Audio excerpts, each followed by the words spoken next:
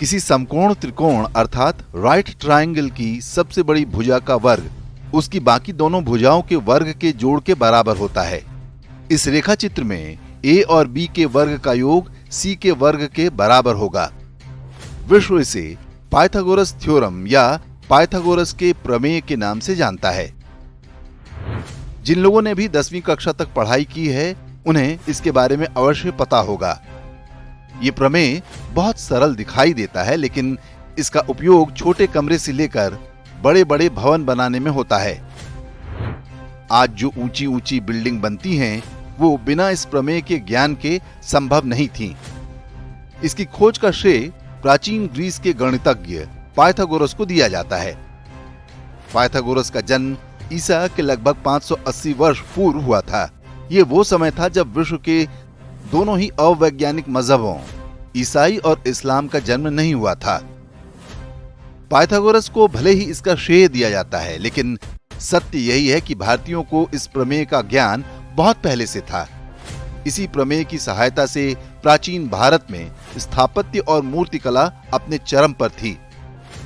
जिस सूत्र को पाइथागोरस का बताया जाता है, भारत में इसका लिखित प्रमाण पाइथागोरस से भी 250 वर्ष पुराना है। ईसा के लगभग 850 वर्ष पूर्व भारत में एक ऋषि हुए थे जिनका नाम बौधायन था। उन्होंने शुल्ब सूत्र नाम से पुस्तक लिखी है। ये भारतीय ज्यामिति का प्राचीनतम उपलब्ध ग्रंथ है। इसमें यज्ञ की वेदी बनाने की शास्त्रीय विधि बताई गई है और इसी क्रम में उन्होंने इस प्रमेय का भी वर्णन किया है। आज विश्व के कई गणितज्ञ मानते हैं कि पाइथागोरस ने इस प्रमेय का प्रतिपादन नहीं किया था, क्योंकि इसके बारे में बौधायन का लेखन पाइथागोरस से लगभग 2.5 शताब्दी पुराना है। वास्तव में बौधायन या पाइथागोरस से भी पहले मिस्र और बेबीलोन की सभ्यताओं में इस सूत्र के प्रमेय के ढेरों उदाहरण मिलते हैं। मिस्र के पिरामिड बिना इस गणितीय ज्ञान के नहीं बनाए जा सकते थे, लेकिन इस तथ्य को स्वीकारने के बजाय हमारे देश में भी पाइथागोरस को ही श्रेय मिलता रहा है। ऐसा मैकॉले के प्रभाव वाली कांग्रेसी शिक्षा व्यवस्था के कारण था, जिसमें सारा जोर इस बात पर था कि भारतीयों में अपनी संस्कृति, इतिहास और ज्ञान विज्ञान के लिए कोई गौरव पैदा न हो पाए। अब नई शिक्षा प्रणाली के अंतर्गत कुछ राज्यों ने अपने स्कूलों में सच पढ़ाने की पहल की है।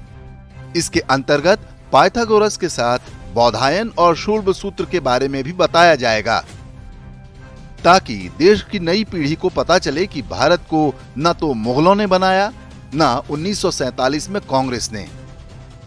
हम विश्व की प्राचीनतम और सबसे वैज्ञानिक मानव सभ्यता हैं और कम से कम हर भारतीय को इस पर गर्व होना चाहिए।